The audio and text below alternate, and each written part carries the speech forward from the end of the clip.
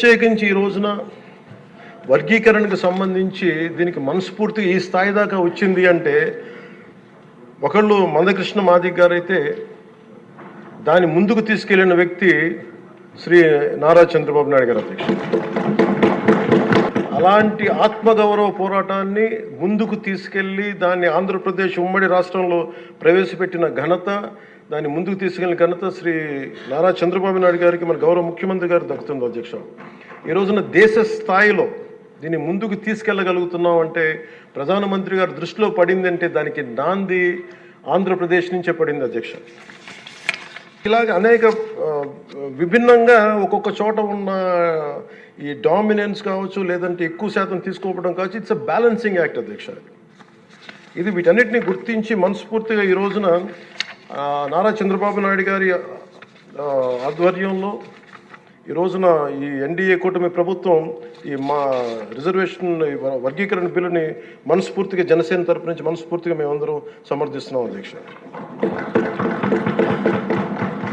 ప్రత్యేకించి నేను మొన్న రాజీవ్ రంజన్ మిశ్రా గారితో మాట్లాడుతూ ఉంటే 100 నుంచి 10,000 లోపు ఉన్న దాదాపు 59 ఉపకులాలు, మా దళిత కులాలు, ఇవన్నీ మాలమాదిగా దళిత ఉపకులాలతో సహా 59 ఎక్కువ సంఖ్యాబలం ఉన్నాయి. దీన్ని ఎలా చేస్తారంటే 100 లోపు నుంచి 10,000 లోపు ఉండే 46 కులాలు అధ్యక్ష. కొన్ని కులాలు దాదాపు 30-40 మంది కూడా ఉన్నారని వారు తెలియజేశారు అధ్యక్ష. అలాగే ఈ సైంటిఫికలీ ఎనలైజ్డ్ ఎంపిరికల్ డేటాని 4 నెలల వ్యవధిలో గౌరవ ముఖ్యమంత్రి గారు బాధ్యత తీసుకొని మంత్రివర్గంతో ఒక కమిటీని ఏర్పాటు చేసి వన్ మ్యాన్ కమిషన్ గారు శ్రీ రాజీవ్ రంజన్ మిశ్రా గారి ఆధ్వర్యంలో నవంబర్లో మొదలై మార్చి 4 నెలల వ్యవధిలో దీన్ని డేటానంతా సైంటిఫిక్గా అనలైజ్ చేసి ఎంపిరికల్ డేటాని విద్యా, సామాజిక, ఆర్థిక, రాజకీయ అంతర్గత వెనుకబాటుతనాన్ని వారు మూడుగా విభజించిన విధానం చాలా అద్భుతంగా ఉంది అధ్యక్ష. ఇది అందరికీ మేలు చేస్తూనే కోరుకుంటున్నాను. మందకృష్ణ గారు వర్గీకరణ ఉద్యమానికి ఆద్యులు.